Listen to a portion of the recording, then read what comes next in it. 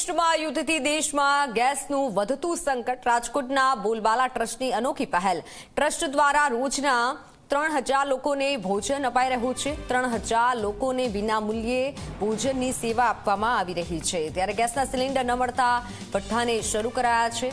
ભઠ્ઠામાં રસોઈ બનાવવા પાછળ વધુ સમય વેડફાય છે. પુરવઠા વિભાગ પાસે ગેસ સિલિન્ડરની માંગ કરવામાં આવી છે. રોટલીના બદલે અત્યારે લોકોને ભોજનમાં બ્રેડ અપાઈ રહી છે.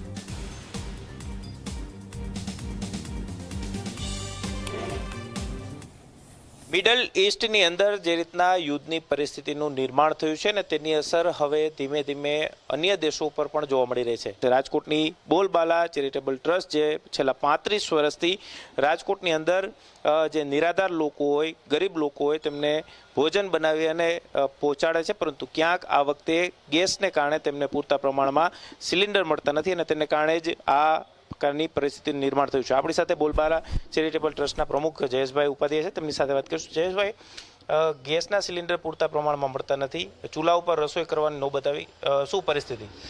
ખબર નથી, યુદ્ધ વિદેશમાં ચાલે છે કે અહીંયા આઈડિયો નથી આવતો.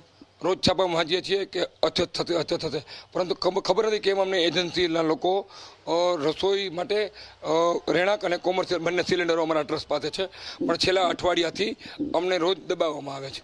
2 લઈ જવા છે, 1 લઈ જાઉં, 4 લઈ જાઉં, જે તો હોય એટલે મળતા નથી. એના માટે મુખ્ય રસો તો અમે કદાચ ચૂલા ઉપર કરી લેશું, ખીચડું શાક તો પાકી જાય, પરંતુ જે રોટલી બનાવી હોય, નાનું ચા પાણી, નાનું પરચુરણ કામ, મગના પાણી દર્દીઓ માટે થઈને બાકીના રસોઈ બનતી હોય, એમાં અમને ગેસની ખૂબ જરૂર પડતી હોય. તો ફરી વિનંતી છે કે આવા દિવસો યુદ્ધના સમયે સંસ્થા ઉપર યુદ્ધ આવી પડ્યું છે. અમારે આજે ગઈકાલે તો બાટલા ન મળ્યા, અમે રિક્વેસ્ટ કરી, એજન્સીએ બાટલો અમને ગઈકાલે રિસીવ ન કર્યો, આજે આપશું એમ કહે છે. કાલ તો અમારે 25% જેવી રોટલી બની શકી ને બ્રેડ મગાવી પડી, કારણ કે લોકોનો પેટનો ખાડો તો બુરવો. તો અમારી લાગણી છે, જો રોટલી બનાવવા માટે અને બાકી જગ્યાએ અમને ગેસના બાટલા મળી જાય તો વાંધો નહીં આવે. આ સંસ્થાઓ 1 રૂપિયો લીધા વગર જે જમાડી રહી છે, લોકોના આશીર્વાદ મેળવી રહી છે. આજ 35 વર્ષથી અમારું રસોડું જે ચાલી રહ્યું છે, ત્યારે ચૂલા અમારે મોટા કરવા પડે છે. લાકડા પણ આજે સમાચાર એવા આવ્યા છે, ભાવ બમણા થઈ ગયા છે. સંસ્થાની સેવાઓ ક્યાં પહોંચશે?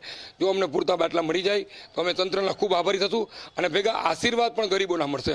અહીંયા આશીર્વાદ જોડાયેલા છે બોલબાલા સાથે, કારણ કે ફ્રી કોર્સ સેવા કરી રહ્યું છે. દરરોજ કેટલા લોકોની રસોઈ અહીંયા બનતી છે? અત્યારે અમે 3000 પ્લસ લોકોની પતિકાશ્રમ હોય, રેન બસેરા હોય, દર્દીના સગાવાલા હોય કે ગોધરા મજૂરની સાઈડ ઉપર હોય, નાના બાળકો હોય કે રસ્તે રજડતા બેઘર નિરાધાર દિવ્યાંગ લોકો હોય, કોઈ પણ વ્યક્તિને બોલબાલા ટ્રસ્ટ રાજકોટમાં ભૂખું ઉઠવા દે છે પણ સુવા દેતું નથી.